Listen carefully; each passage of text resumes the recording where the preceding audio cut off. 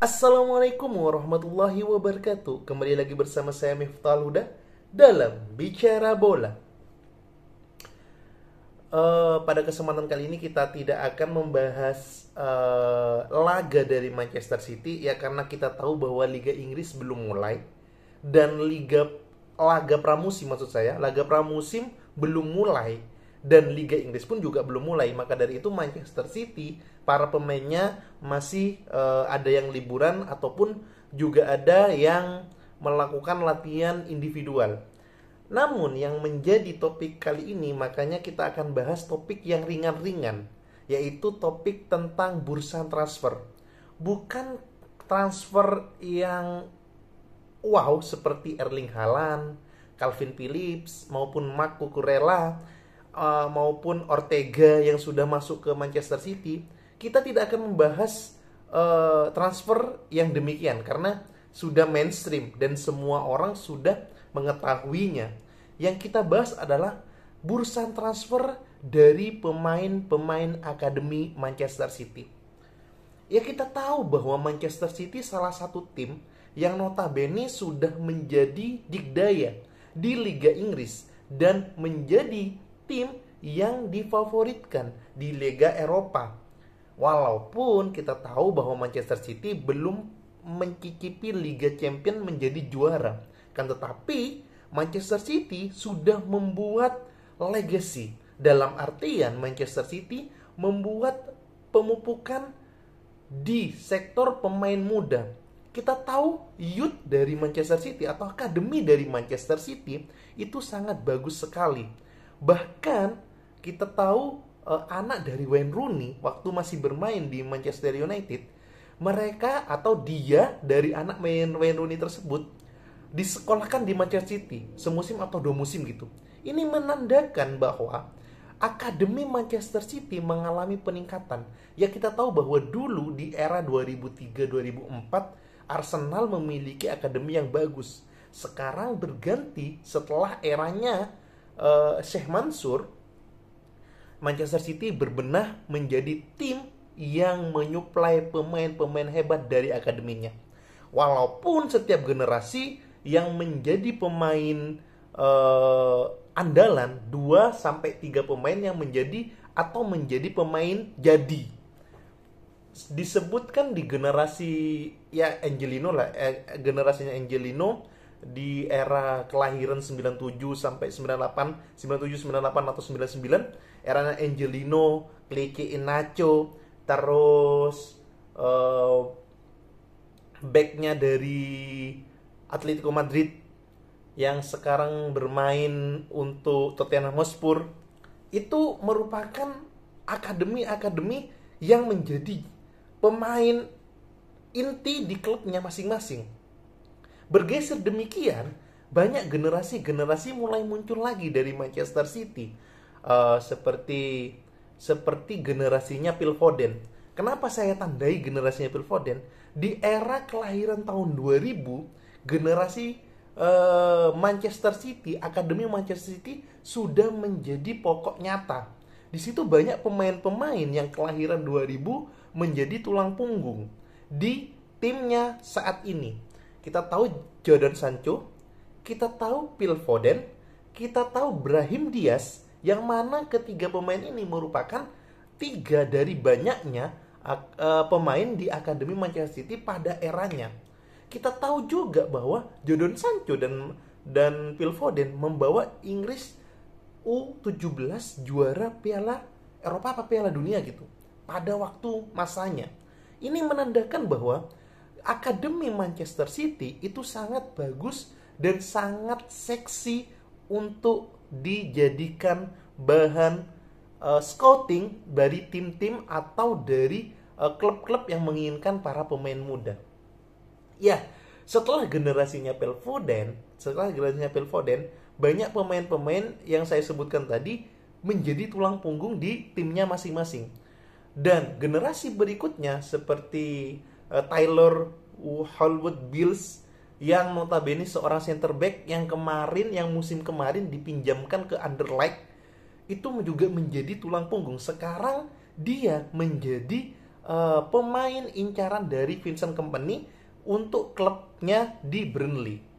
Bukan cuma itu, KJ Egan Riley yang mana baru saja menandatangani kontrak bersama Burnley lagi.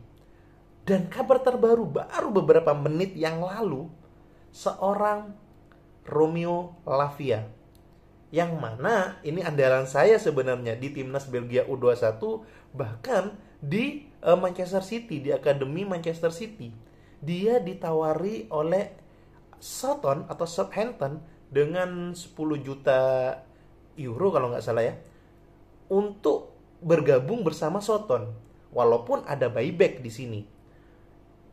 Ini membuktikan bahwa para akademi atau para pemain akademi Manchester City itu sangat bagus, sangat diminati oleh klub-klub papan atas di Liga Inggris maupun klub-klub di Championship. Sebelumnya James McAtee diminati 2 klub Championship dan 1 klub Liga Inggris. Saya lupa pada waktu itu Middlesbrough kalau nggak salah ya. Sekarang Middlesbrough juga promosi juga kan. Soton juga tertarik untuk James McAtee. Tapi Pep Guardiola lebih mempertahankan McAtee untuk menjadi tim utama. Apa yang menjadi seksi dari akademi Manchester City? Tentu dengan pembinaan usia muda di Manchester City membuat para pemain menemukan skema. Tentunya filosofi ini diciptakan untuk masa ke masa, sehingga para pemain yang dididik oleh Manchester City akan menjadi pemain yang sangat bagus di kemudian hari. Endozi, saya masih ingat lagi, salah satu Endozi yang sudah Mönchengladbach kalau nggak salah ya. Mönchengladbach pokoknya Liga Jerman. Dia dikontrak oleh tim dari Liga Jerman. Mönchengladbach kalau nggak salah kok Ikatura ya, bukan Endozi. Ikatura ini generasinya Kliki Iheanacho, Angelino, itu generasinya kok Ikatura itu.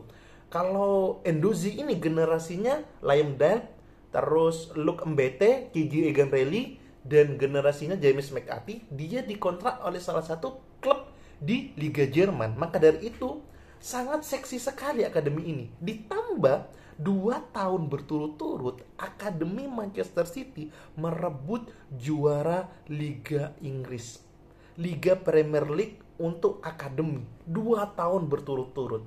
Bukan cuma di U21 atau U23, U18 Manchester City saja juga 2 kali berturut-turut. Ini menandakan bahwa akademi dari Manchester City sangat-sangat memukau dan seksi. Tentu filosofi yang ditanamkan di masing-masing pemain sudah mendarah daging, yaitu filosofi dengan membangun tim dengan menguasai pertandingan melalui tiki-taka dan melalui umpan-umpan jarak pendek. Setiap saya nonton di pertandingan akademi dari Manchester City, pertandingan selalu memukau. Dengan harapan ini, sebenarnya saya sebagai fans Manchester City bisa menganggap bahwa para pemain dari Manchester City bisa dipromosikan. Saya pengen berharap seperti itu. Maka dari itu setelah munculnya Phil Foden di tim utama dan gagalnya Jadon Sancho dan seorang Brahim Diaz di tim utama, membuat saya berpikir untuk menembus tim utama bukan hanya skill, tapi juga kematangan dari pemain. Maka dari itu Cole Palmer yang kemarin dicoba, yang mana sering dimasukkan starting line up dari Manchester City, kemungkinan di musim ini akan lebih banyak mendapatkan menit bermain. Tambah lagi James McAtee yang udah mulai muncul lagi, Luke Mbete yang juga sudah mulai disematkan untuk di tim utama, Liam Delap yang juga kemarin juga ada di starting line up. Semoga akan menjadi panggungnya untuk musim 2022-2023. Tapi kembali lagi kepada strategi dari Pep Guardiola yang mengatakan bahwa dia akan mempromosikan pemain muda. Ini filosofi, bukan filosofi. Ini kemauan Pep Guardiola bahwa dia akan mempromosikan pemain muda ketika mereka benar-benar kuat. Ketika mereka benar-benar matang dan ketika mereka benar-benar mengetahui filosofi yang diterapkan oleh Pep Guardiola di dalam lapangan. Maka dari itu, ketika Cole Palmer, James McAtee sudah muncul nanti di permukaan Manchester City, semoga akan menjadi next generasi di akademi dari Manchester City akan lebih banyak untuk dipromosikan di tim utama. Walaupun tidak dipromosikan di tim utama, semoga di tim lain mereka lebih banyak mengemban peran utama dengan filosofi yang mereka dapatkan dari akademi Manchester City. Terutama bisa di buyback, terutama seperti itu, biar harapannya dapat kembali ke Manchester City dengan kematangan dari masing-masing pemain. Semoga pembahasan kali ini mengenai akademi Manchester City yang seksi membuat libur kalian dalam menonton video ini lebih terasa. Ya, laga Manchester City belum ada. Jadi pembahasan yang ringan-ringan aja. See you guys.